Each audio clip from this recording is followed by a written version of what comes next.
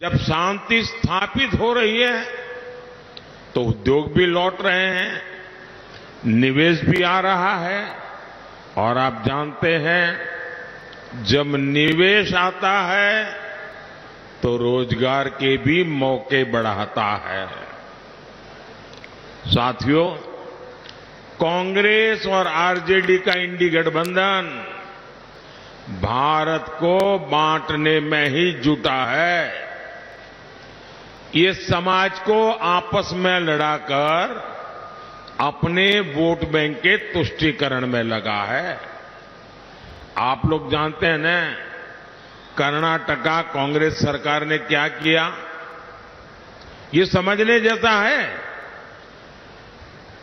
कर्नाटका में कांग्रेस की सरकार है, उन्होंने क्या किया, रातों रात वहां जितने भी मुस्लिम जातियां हैं सबकी सब 100% सबके सब मुसलमानों को एक रात में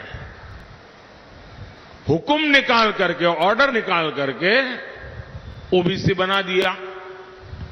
इसके कारण क्या हुआ, ओबीसी को जो आरक्षण मिला था उसमें उन्होंने डाका डाला। ओबीसी जो है पहले वाले, उनके पास कुछ बचा ही नहीं। अब मुझे बताइए, क्या ये मॉडल हम बिहार में लागू होने देंगे क्या?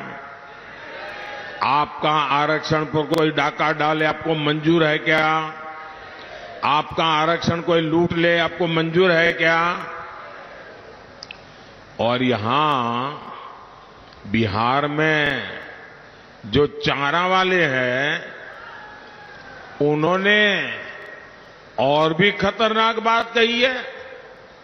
वो तो कहते हैं कि दलित, महादलित, पिछड़े, अति पिछड़े, आदिवासी, इन लोगों को जो आरक्षण मिलता है वो उनसे लेकर के पूरा का पूरा वो मुसलमानों को देना चाहते हैं। साथियों, ये देश ऐसी कोई भी हरकत नहीं चला लेगा। और जो ये दलित, पीड़ित, आदिवासी, वंचित, ओबीसी इनका आरक्षण लूटना चाहते हैं ना, वो जरा लिख लो, ये मोदी है, जान की बाजी लगा दूंगा, लेकिन आपको न संविधान को हाथ लगाने दूंगा, न धर्म के आधार पर आरक्षण करने दूंगा और न ही एससी, एसटी, ओबीसी का आरक्षण छीनने दूंगा। और इसलिए मोदी किसी को धर्म के आधार पर आरक्षण नहीं देने देगा। और ये मोदी की गारंटी है। साथियों, हमारी प्रतिबद्धता बिहार के युवाओं के सपनों को पूरा करना है। यहां नीतीश जी के नेतृत्व में लाखों सरकारी नौकरियां बिहार सरकार ने दी है, एनडीए सरकार ने दी है। केंद्र सरकार ने भी रोजगार मेलों के जरिए लाखों भर्तियों की योजना को, और हमने तो इतने सुधार किए, पहले नौकरी भर्ती में 2-2 साल तो कागजी काम चलता था, मैंने इसको कम कर करके 1 साल में 10 लाख लोगों की भर्ती करने की ताकत पैदा कर दी है। बिहार में 8 नए मेडिकल कॉलेज स्वीकृत हुए हैं। बिहार में 10,000 से ज्यादा आयुष्मान आरोग्य मंदिर बने हैं। बिहार में 400 से ज्यादा जन औषधि केंद्र खुले हैं। राज्य के गांवों में 60,000 से ज्यादा कॉमन सर्विस सेंटर खोले गए हैं। मुझे बताइए, सारा इतना हो रहा है, इसमें कौन काम कर रहा है? नौजवान को रोजगार मिले बिना एक काम होता होगा क्या? आज देश में लाखों कॉमन सर्विस सेंटर गांव-गांव चल रहे हैं। ये मेरे नौजवान नहीं चला रहे तो कौन चला रहा है?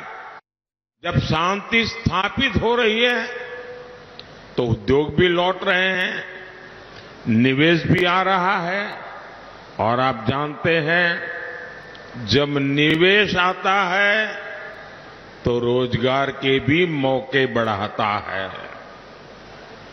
साथियों, कांग्रेस और आरजेडी का इंडी गठबंधन भारत को बांटने में ही जुटा है।